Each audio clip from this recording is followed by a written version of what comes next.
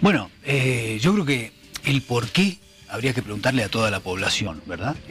Porque si es un 70 y algo por ciento, 73, 4% que se opone, habrá distintas formas de oponerse, distintos motivos, ¿verdad? Hay personas que tal vez no tienen muchas nociones, pero les suena que está mal, ¿no?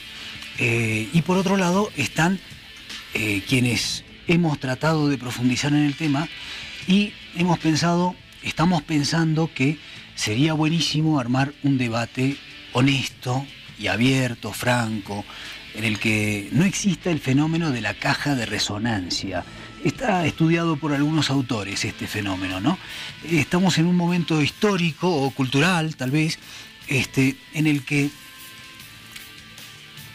un grupo A piensa de una forma y solo quiere escuchar aquello que está de acuerdo con su modo de ver las cosas. Y un grupo B que piensa completamente lo contrario, pero que le pasa exactamente lo mismo. Solamente está dispuesto a escuchar a quienes están de acuerdo con ellos mismos. Entonces, claro, eso atenta contra la construcción de una sociedad. Es decir, yo estoy yendo más que hacia el aborto, todavía me parece un paso atrás para decir, ojo, la sociedad la construimos entre todos, o si no, es que no hay forma de hacer una sociedad, ¿no? Y si yo digo, no, los que están a favor del aborto son todos unos desgraciados, etcétera, o no deberían existir, o me parece que lo hacen por perversos. O sea, Andrés aboga por una posición de consenso, en que se busque el consenso, el acuerdo, el diálogo, el debate para tener un producto, claro, que realmente sea aquel que beneficie a la población, a la sociedad. Claro, diálogo con argumentos. Ajá. Y un diálogo honesto. Es decir, porque a veces puede haber un poco de manipulación, uno siempre tiende a barrer para su lado, digamos, y entonces en eso tiene que haber una gran honestidad. Me parece que sin eso estamos por mal camino. Cuando una sociedad discute mucho sobre cosas que tienen que ver con valores humanos, esa es una sociedad emergente, ¿no? Mientras no haya una verdadera discusión, sino un diálogo de sordos, entonces ahí realmente estamos mal. Una duda, Andrés, decía, sí. 73% de la población no está de acuerdo con lo que se pretende modificar en el sistema penal. ¿De dónde sale la cifra 73%? Eso salió en unas encuestas creo haberlo visto en el programa No Mentirás de Jimena Antelo, ¿no? Ya.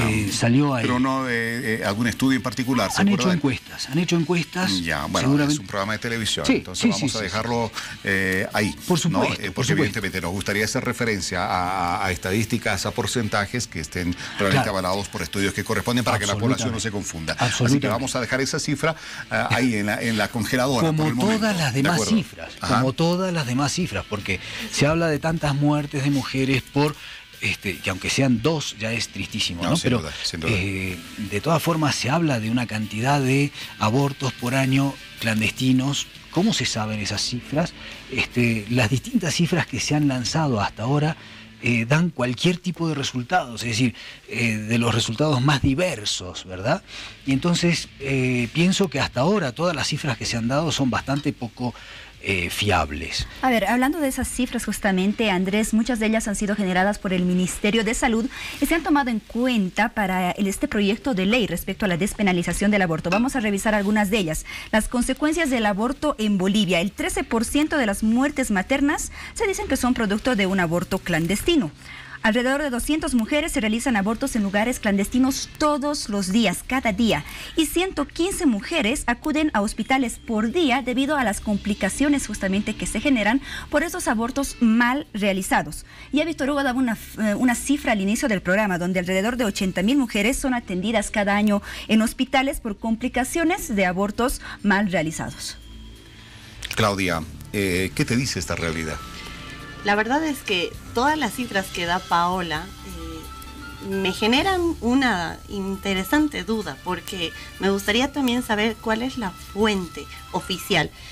Yo tuve la oportunidad de escuchar a personeros de gobierno, la ministra de Salud, si mal no recuerdo, que aseveró que no existen cifras oficiales y es lógico, si se ponen a pensar, una mujer que acude a un abortorio no queda registrado. ¿Cómo tenemos esos números y esos índices y esas cifras para lanzarlo de una manera, no sé, en un informe de repente de ministerio, si no son de fuentes oficiales? Entonces, a mí me llama la atención porque evidentemente ni en Bolivia ni en ningún otro país donde no es legal el aborto existen cifras oficiales de las mujeres que se someten a un aborto en estos sitios que son ilegales. Porque... Sí podemos estar de acuerdo, Claudia, en que la mayoría de las mujeres que se someten a un aborto son mujeres pobres y que recurren a la práctica de un aborto no precisamente en una clínica privada, sino en una clínica clandestina. Claro. Evidentemente, una de las causas por las que una mujer en una situación de vulnerabilidad, de abandono, porque la pareja la abandonó o la usó de repente, ¿no? Se sintió como que solamente por el momento usada y no hay respuesta por parte de la parte paterna. Que deberíamos hablar también de obligaciones y responsabilidades de ambas partes.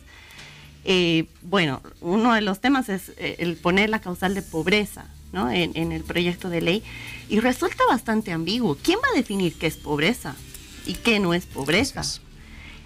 Estamos hablando de una causal que no es causal realmente, porque es cuando el Estado, en su rol de Estado, debe proteger a la mujer en situación de necesidad.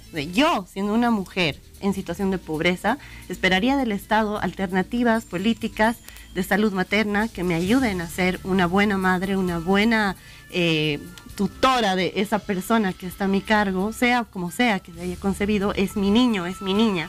Entonces, ese rol de madre, de mujer, ante una necesidad, el Estado está desconociendo. O sea, eres pobre, entonces tu alternativa única, aparte, es el aborto, cuando en realidad es un drama, ¿no? El aborto en sí. Quería, con esto que acabas de mencionar con Andrés, porque me parece muy interesante, evidentemente, este proyecto de ley establece, entre otras cosas, ¿no es cierto?, que se autoriza el aborto durante las primeras 8 semanas de gravidez y por única vez en los siguientes casos: mujeres que se encuentran en situación de calle o extrema pobreza, dice el proyecto, que no cuentan con suficientes recursos para la manutención propia o de su familia, sean madres de 3 o más hijos que no cuenten con recursos suficientes. Bueno, a ver, que no cuenten con recursos suficientes, que estén en extrema pobreza. ¿Cómo se mide esto? ¿Cuál es la frontera entre la extrema pobreza y una situación difícil de vida de alguna determinada familia o mujer? Bueno, yo creo que antes que medir eso, porque eso se puede medir seguramente con parámetros, con gente que sabe de economía, de números, etcétera, pero a mí me da la impresión de que si hay realmente en este país, en nuestra sociedad, personas, mujeres, que queriendo tener a su hijo o a su niña, se ven ante el drama del aborto por falta de recursos económicos, ¿qué clase de sociedad somos? Es decir, antes de pensar en inducirla al aborto o en darle como solución el aborto es la solución Trump. O sea, Trump ante los inmigrantes, ¿qué es lo que hace? Pone muros, no quiere saber de ellos. O sea, no quiere ocuparse de ellos. Para él no son personas, son problemas. Y entonces, para una mujer en estado de extrema pobreza, si un niño es un problema, el problema es nuestro, como sociedad. Es decir, deberíamos todos ponernos a su disposición y decir, bueno, a ver, ¿quién pone tal cosa, quién pone tal otra? Pero que no se vea ninguna mujer en situación de necesidad, entre comillas, de abortar, ¿no? Es decir, ¿no se corre el riesgo de crear una sociedad que de repente genera más y más obligaciones al Estado que después se le hace muy difícil sostenerlas y puede generar problemas o situaciones mucho más críticas a futuro? No estoy pensando en imponerle cargas o demasiadas cargas al Estado. Es decir, hace poquito salió un artículo de Sergio Elío Mancilla en Página 7, en el que mostraba cómo desde el SUMI, desde la puesta en práctica del SUMI y otras medidas a favor de la mujer gestante y del pre-post parto, bueno, ha disminuido muchísimo la mortalidad infantil, ha disminuido muchísimo la mortalidad materna también, y que él, haciendo algunos números, porque él es economista, dijo, bueno, haciendo una pequeña progresión, no una gran, un gran gasto, ¿no? Si estamos poniendo el teleférico, por decir, tenemos plata como para hacer también cosas que para atender necesidades humanas graves, ¿verdad? Si vamos a atender algo que es más bien un lujo, que está muy bien, yo estoy feliz con el teleférico, pero si vamos a tener plata para eso, primero las personas, ¿no? Primero la vida de las personas. Y entonces, tampoco él planteaba grandes movilizaciones de recursos, sino una pequeña progresión y después el resto de la sociedad. Yo estoy segurísimo que si a ti te dicen, oye, la vecina está en situación de extrema pobreza, una vecina, tú podrías ayudar para que no se vea en la coyuntura de pensar en el aborto. Estoy seguro que tú dirías, sí, ¿cuánto hace falta? Hagamos vaquita entre los demás vecinos, ¿no? ¿Qué podemos hacer? Y después, una cultura de la solidaridad, ¿no? Por el bienestar de los que tenemos cerca. No ser seres tan independientes, tan ajenos a lo que está pasando alrededor nuestro, tan egoístas. Contrario a la cultura del descarte, ¿no? El Papa Francisco habla mucho de la cultura del descarte. O sea, las personas ya son algo descartable, ¿no? Los enfermos, los ancianos, las guaguas en embarazo no deseado, etcétera, son descartables. Los trabajadores son descartables, ¿no? Para muchas empresas privadas. Así es. Y entonces uno dice, basta de cultura del descarte, ¿no?